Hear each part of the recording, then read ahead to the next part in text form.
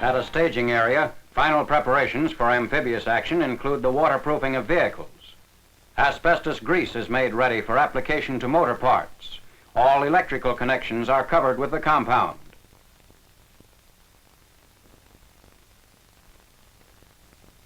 A breather tube is placed on the carburetor. Coatings of insulating enamel complete the waterproofing, which permits operation of vehicles in 7 feet of water.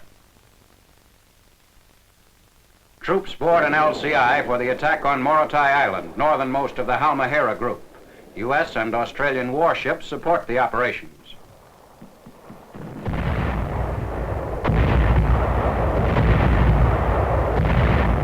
The first wave of assault forces moves shoreward on 15th September. Initial landings are made at 0830 hours. The American troops are virtually unopposed.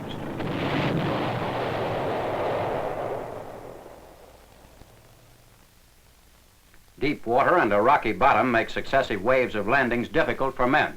Elsewhere, there's considerable mud which bogs down vehicles. However, in less than an hour, 2 beachheads are established.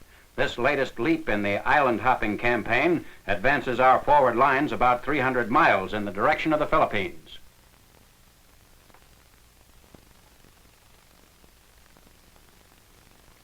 Not all of the rolling stock managed to negotiate the mud and rock without being stalled. An engineer shore and boat regiment rescues bogged-down vehicles. Bulldozers and alligators assist in the landings.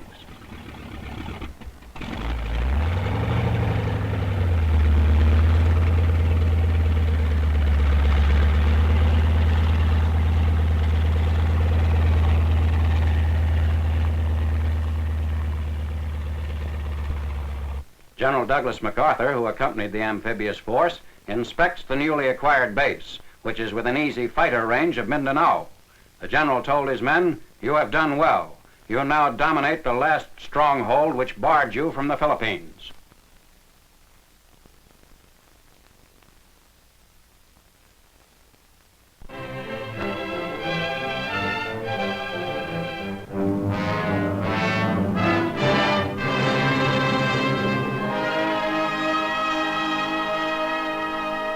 At a secret Army Air Forces base in Southeast Asia, B-29s of the 20th Bomber Command in readiness on the flying line for a strike on Palembang, Sumatra.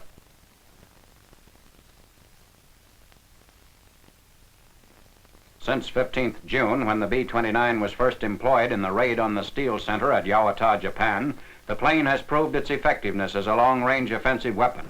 The 20th Bomber Command went into action 11 months after the first production model came off the assembly line and less than 2 years after the first experimental test flight.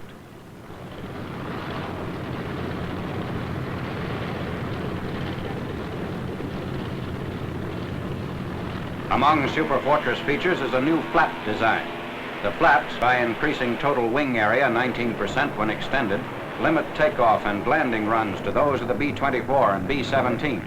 The plane is a third again the size of the Flying Fortress.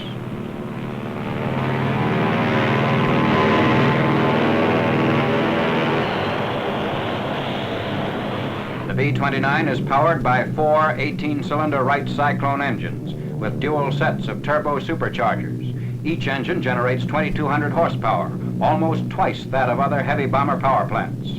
The 4-bladed propellers are so large, 16 feet 6 inches, that they must be slowed down by reduction gears to keep the tip speed under the speed of sound.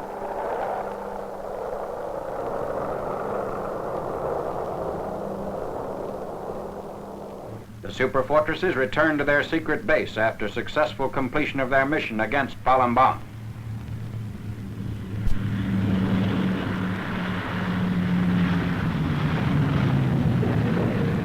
One B-29 lands with a feathered right outboard propeller.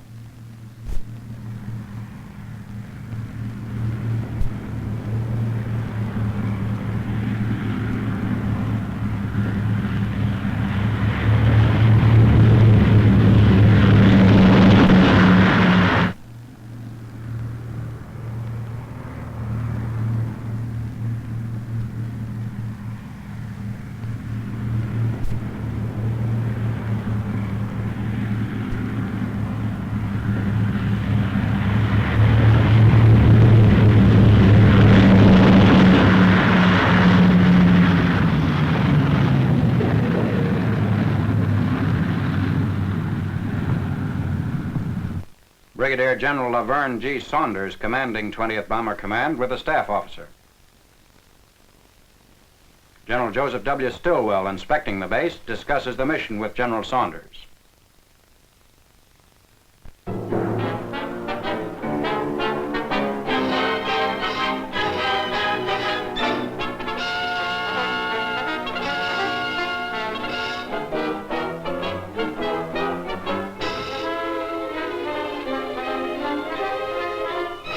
Bologna on 20th September.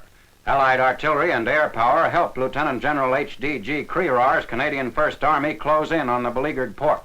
On the 17th, RAF planes, including Halifaxes and Lancasters, dropped well over 3,500 tons of bombs on the city. It was a 4-hour daylight raid, which required great precision because Allied units were not far from the bombing line.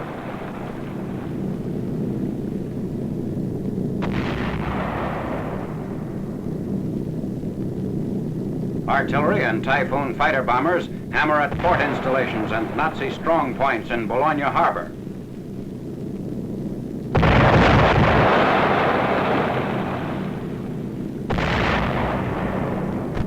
Mont-Lambert, fortified position east of the port, fell on 18th September, but 2 days later Nazi pockets remain in the valley 600 yards from the Citadel Dome.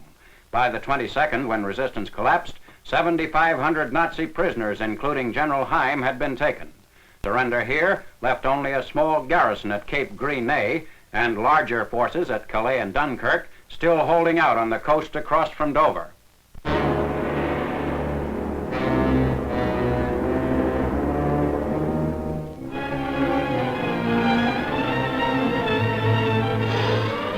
On 10th September, the port city of Le Havre, second most important French harbor, comes under intensive aerial bombardment by the Royal Air Force. 5,380 tons of bombs, as well as a large number of incendiaries, are dropped on enemy positions.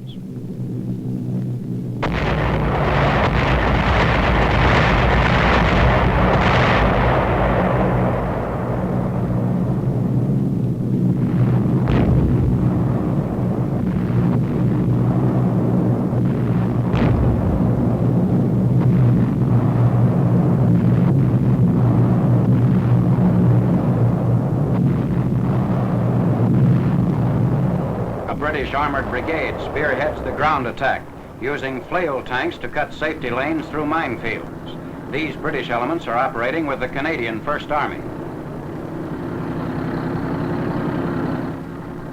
Glider obstacles along the approaches to the city.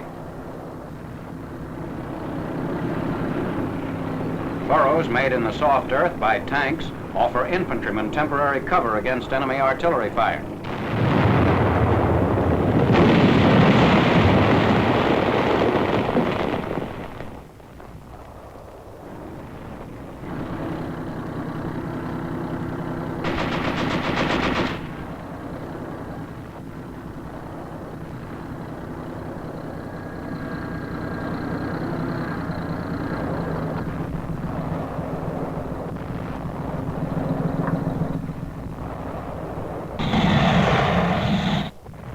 Flame-throwing crocodile tanks directed against Nazis entrenched in blockhouses.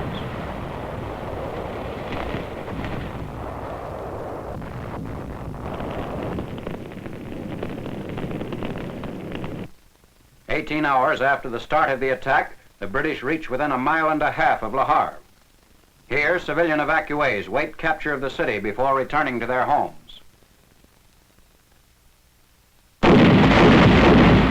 Extensive demolitions are carried out by the Nazi garrison of 9,000.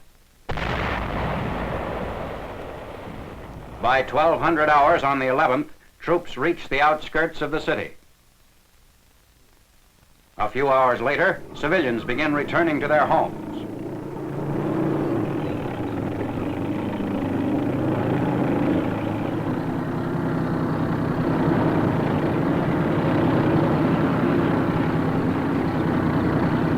The extensive wreckage indicates the intensity of the Allied effort to acquire another port before bad channel weather might curtail unloading of supplies on beaches.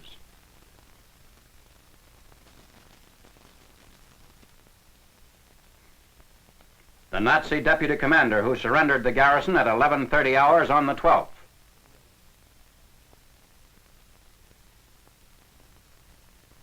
More than 7,000 prisoners were taken.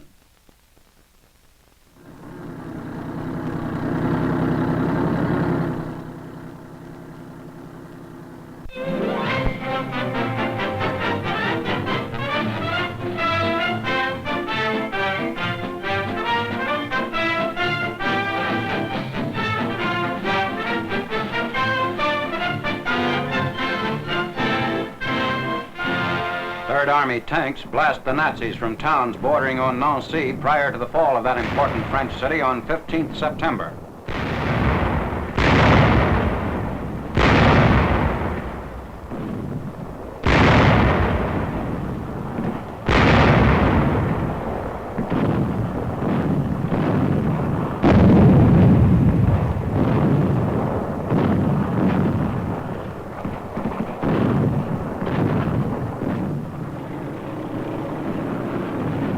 After a 2-hour barrage, infantrymen continue their advance. Nancy is on the right flank of Lieutenant General George S. Patton's drive on Germany. It controls the main road running along the northern slope of the Vosges Mountains to Strasbourg on the Rhine.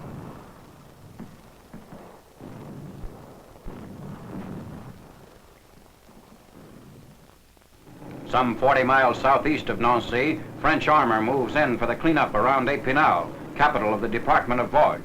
On 12th September, they approached the town of Vittel, a famous French watering place, and attacked German points of resistance.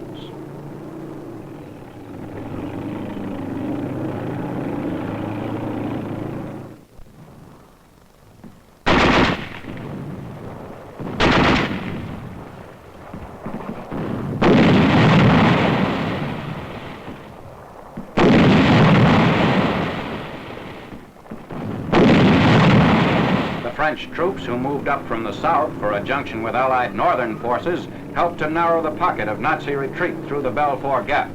30 German tanks were knocked out at the village of Dompierre. American aircraft cooperated with the 2nd French Armored Division.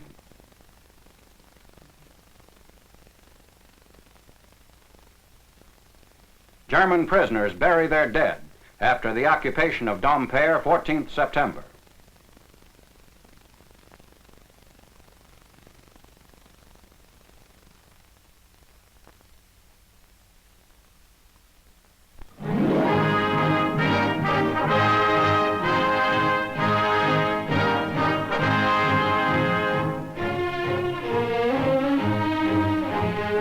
Following the initial crossings of the Reich frontier, 1st Army units attacked Siegfried Line fortifications.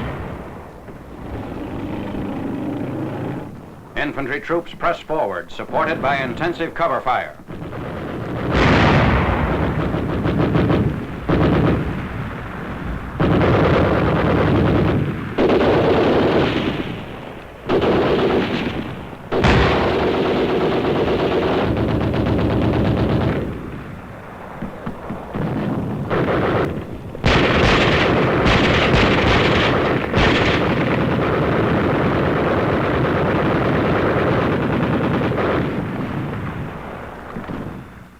General Hodges' advanced patrols move on the west wall emplacements. On 16th September, rapid passage is made after combat engineers cleared a lane through Dragon's Teeth. At the point of deepest penetration, the breach of the line in the Aachen area is widened to about 17 miles.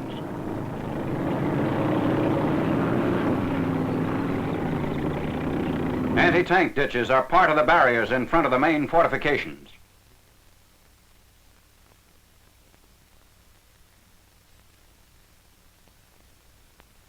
A captured pillbox. American firepower has been able to pierce most of the heavily reinforced emplacements encountered along the rim of the Siegfried Line.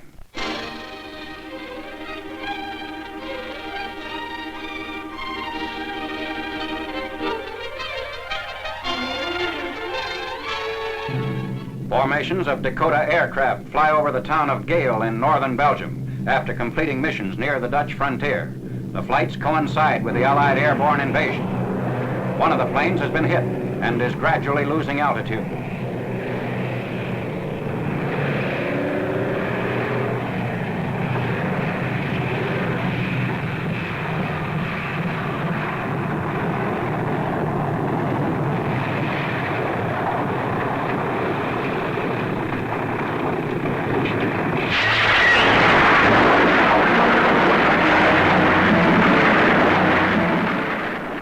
bailed out. Other Second Army troops passed burning wreckage en route to Eindhoven for the junction with men of the 1st Allied Airborne Army, who landed on the 17th. Eindhoven was captured soon after the first American paratroopers touched Dutch soil. All important bridges in the area also were secured.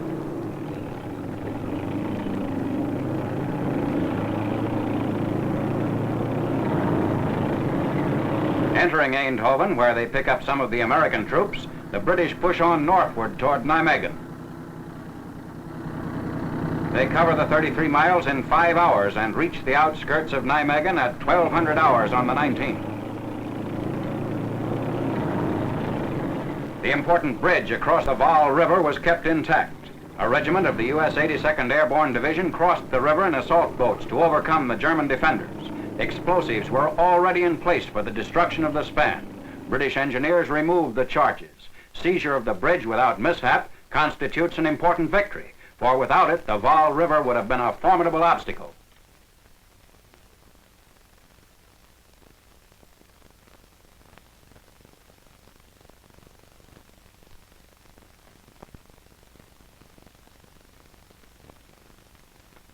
British armor passes over the bridge as the Allies continue the drive aimed at cutting around the enemy's defenses before...